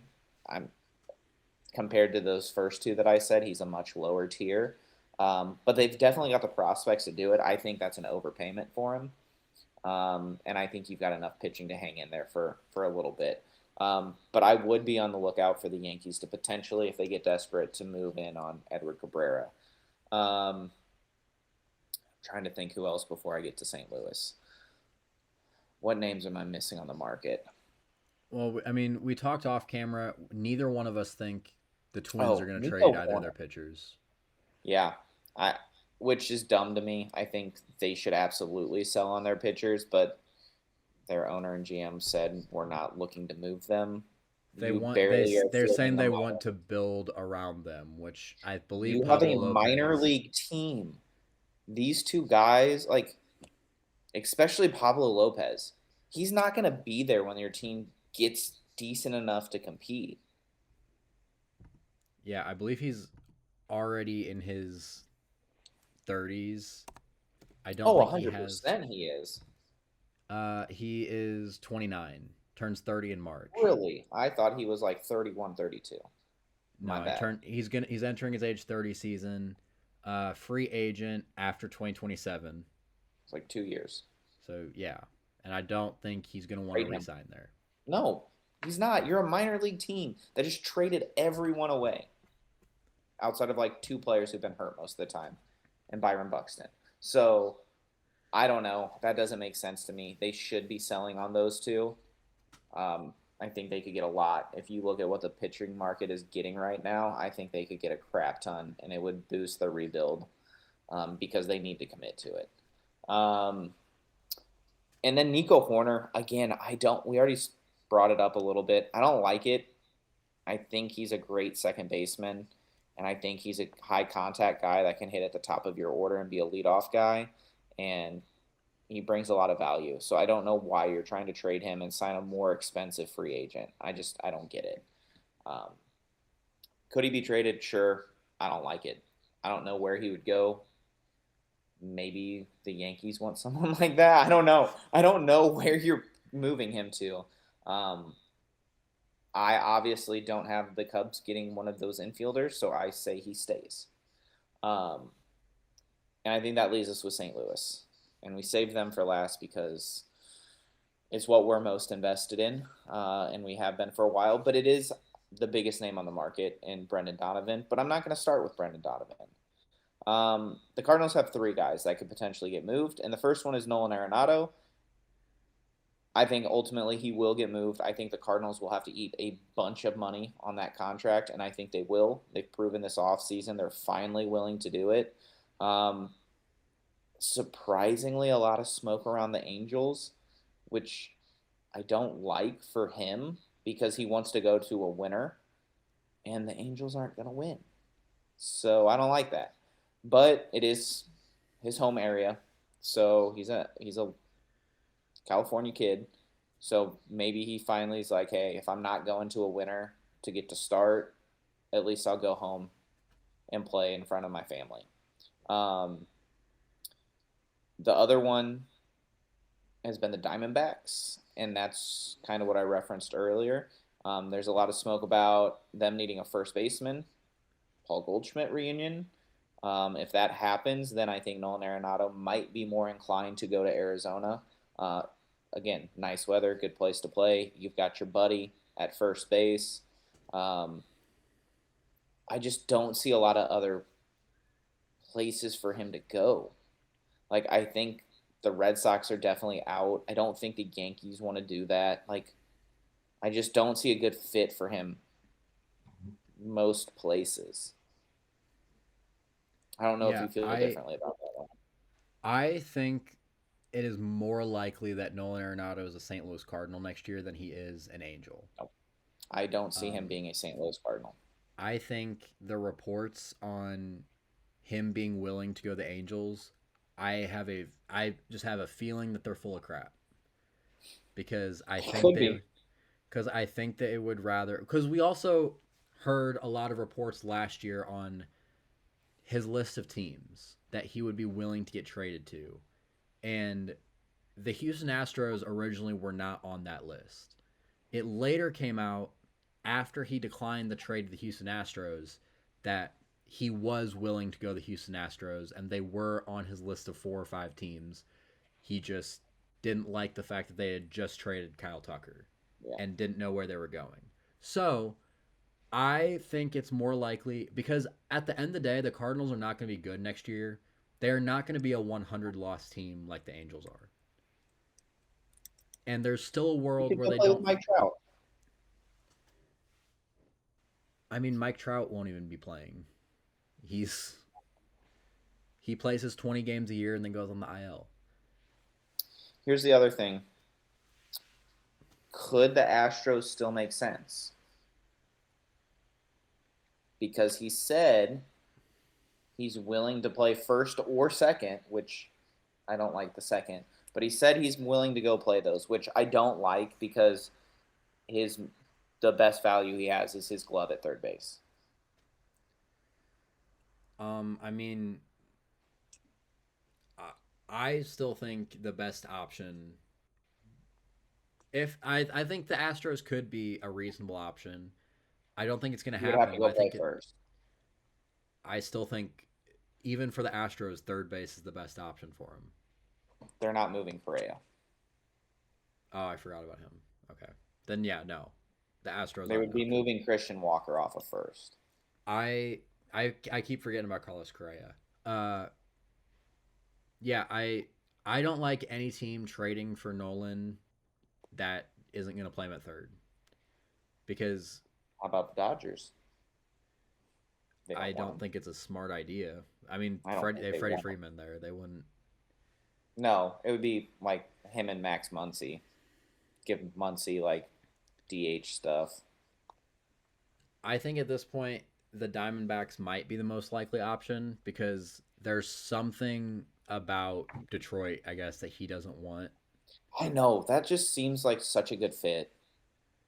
But also, it seems like Detroit is kind of just fine with standing pat because Yeah. Zach McKinstry was an All Star last year. Maybe they're just gonna deal with Oh my gosh. Zach McKinstry at third base. I forgot something when we were talking about the Pirates, so I'm going to bring it up really quick. Um, they're not going to get a shortstop because they have the number one prospect in baseball who's going to be up very shortly to play shortstop for them, and I think he's going to rake. Well, yeah, I didn't think they were I gonna get a shortstop. completely forgot about him, and it just I when you started talking about stuff, I was like, "Holy crap! How did we forget that?" I also think they're not ready. I didn't forget about it. I just don't think they're gonna. I don't think he's gonna be up like next year. But I also think they're not ready Oh, I to. think he is. I also think they're not ready to give up on Nick Gonzalez I don't know. fully yet. I think if he starts out the season strong, they'll wait until they can manipulate service time, and then they'll call up Connor Griffin because I think he's ready. Okay, back to the Cardinals. Sorry, brain went out there. I think point being, right now all the reports say, "Oh well, Nolan's gonna go to the Angels because that's literally the only team that would be willing to take him Take him. on," and that's why I think it's more likely that he would stay with the Cardinals because I think he'd rather say no and either m- He's going to hope sit on that the bench hope more. hope that the Cardinals could find lightning in a bottle, and then maybe a team gets desperate as the I season think comes up Heim and is is going like, to tell okay, him, here's your options. And one of the options is going to be you're not starting every day at third base if you stay here. But I don't think the Cardinals can keep him. You had his little send off from the last game of the season. It's been 2 years of this distraction. I think they want to let the kids play. I think it's time. we We don't need have to a move on. kid that we need to play at third base. Nolan Gorman's not a third baseman. He They is a want to play him. DH. He is a DH. He will play They want to DH. play him. Um, I mean, unless you're ready to say Thomas, you want to give Thomas Sajasi a I shot, think they also want to do that too. because Nolan Gorman's I going to mean, be the DH next year, whether I we think like it they're or not. gonna. I think Gorman and Sajasi are gonna split time at third.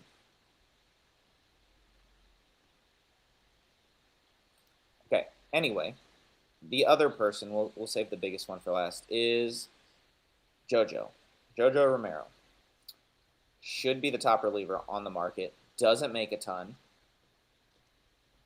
The biggest issue with JoJo is he doesn't have massive strikeout numbers as a lefty. But he has awesome ground ball numbers, and he's super effective and gets outs. He closed for us for a lot of the season last year. He's excellent. I love JoJo. Um, we saw the Jose Ferreira trade, and we got all excited because we're like, look at what they got back for him. What can JoJo get? I don't think JoJo is going to get as much. And honestly, at this point, I think they might hold on to him, let him pitch, and then at the trade deadline, be like, hey, this is the best reliever on the market. Offer up. So I think at this point they're going to hold on to him. I don't think they should, but I think they will. No, I think it's a terrible idea for them to hold on to him. I think only Uh, bad things can happen. because it's his last year of club control. Yeah. He is better than Jose Ferrar, but he was also 25 years old and And doesn't throw as hard and doesn't hasn't. strike out as many. I'm talking about Jose Ferrar. He's I 25 know, years old and he hasn't pitched a whole lot. but he throws Uh, harder and he has higher strikeout numbers. yeah, and I never thought JoJo was going to bring Harry Ford. No, I didn't Uh, think Jose Ferrar was going to bring Harry Ford either, though. but I still think at this point, get whatever you can for JoJo because his value is going to go down at the deadline because at All that right, point he is a rental. yeah, here's what I think is going to happen. If he gets traded, it is a package deal with Brendan Donovan, and they go together. I can absolutely see that happening. Who is going to get Brendan Donovan? The Royals have had an offer that they said was acceptable to Heim Bloom that included Noah Cameron. So that's your starting point. You've seen interest from a lot of teams. The Astros seem enamored by him, but I hate every package they can put together, and they can't compete with anyone else's package. Like, Noah Cameron on the table automatically says the Astros can't trade for him, in my opinion. Um, the Giants really, really like him. And again, I'm not high on their like two pitchers that they could potentially trade us. So I don't like it unless Bryce Eldridge is the centerpiece, and I know you're not as high on him. Um, I'm not. It's not that I'm not high on him. It's that I think the centerpiece of a trade needs to be a pitcher. yeah, probably, and it needs to be a high end pitcher, high upside. Um, Ultimately, like I've teased the whole time, I think this is a Heim Bloom playing with Jerry Dipoto who blinks first because he is going to be a Seattle Mariner. Like, he just has to be. It makes too much sense. They need a second baseman, a third baseman, and possibly a left fielder. And what positions does Brendan Donovan play? Second base, third base, left field. Oh, and by the way, he leads off. He's a gritty guy. He is the a consistent 120 to 127 OPS plus player. He can hit at the top of your lineup. And for every freaking, let me get closer. For every stupid Seattle fan out there who goes, he's just a utility guy. No, he's not, you idiots. Brendan Donovan is an elite fielder at whatever position he plays. He is a gold glove player. He's not a utility player like, oh, he plays every few days here and there some and maybe there some. No, he is an everyday elite gold glove player who is just really good at a lot of positions. So it doesn't matter which position you need. Like we talked about earlier, you trade for Brendan Donovan, you need a third baseman right now. Great.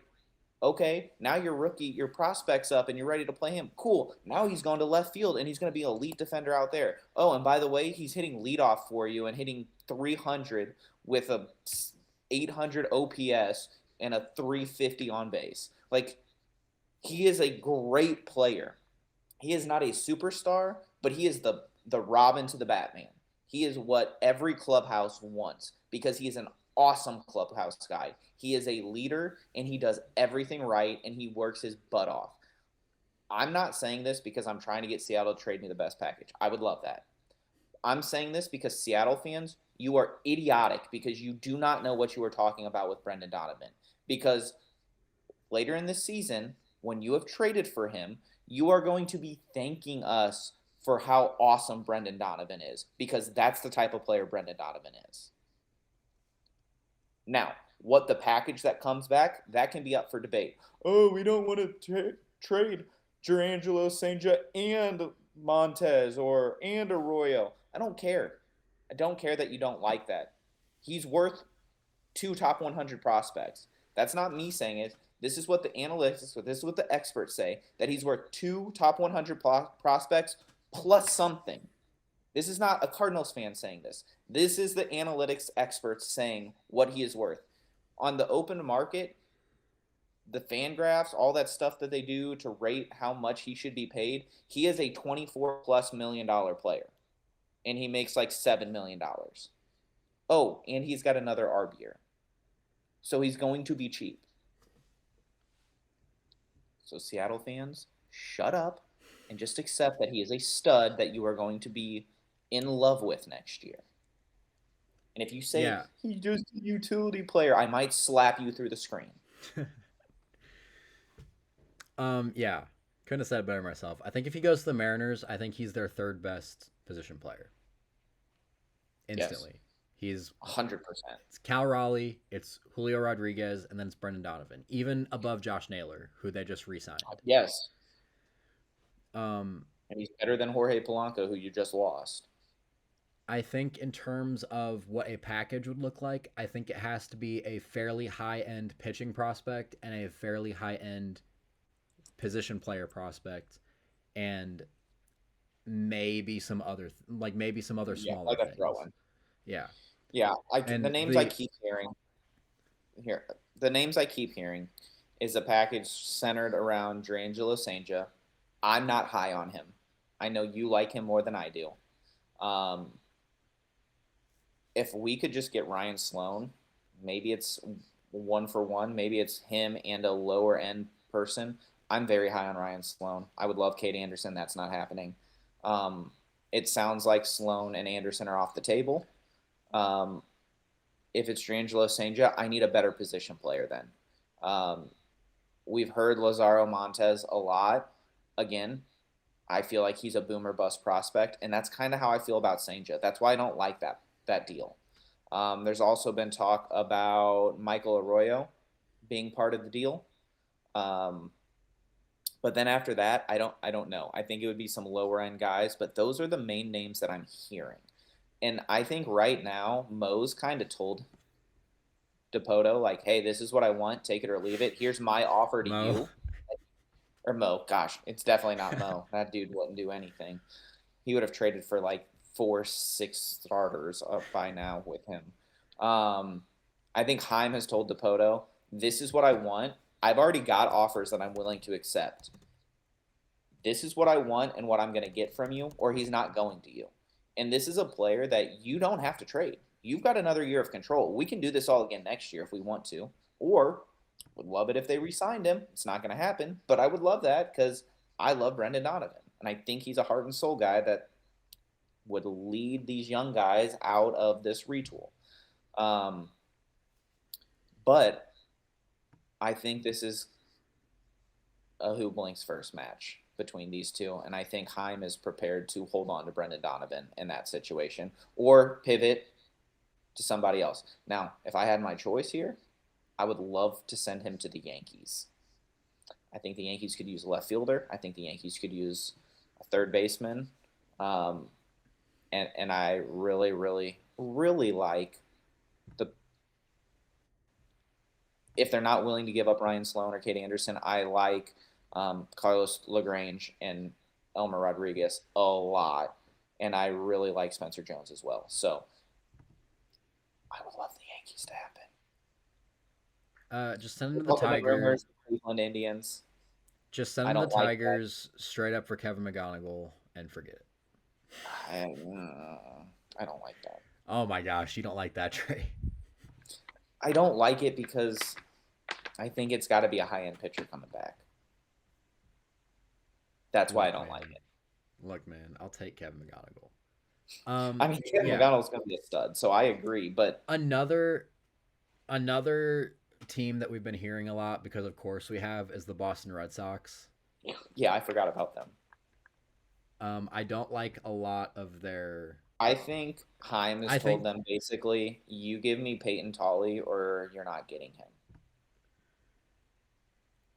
Yeah, their only other pitching prospect in the top 100 is Kyson Witherspoon, which they only have 3 top 100 prospects. It's those two and it's Franklin Arias. Unless you're looking at Connolly Early being the main piece of the package. He's their fourth. Well, and the other thing we've heard is they're willing to trade Brian Bayo, but I don't want that back for Brendan Donovan.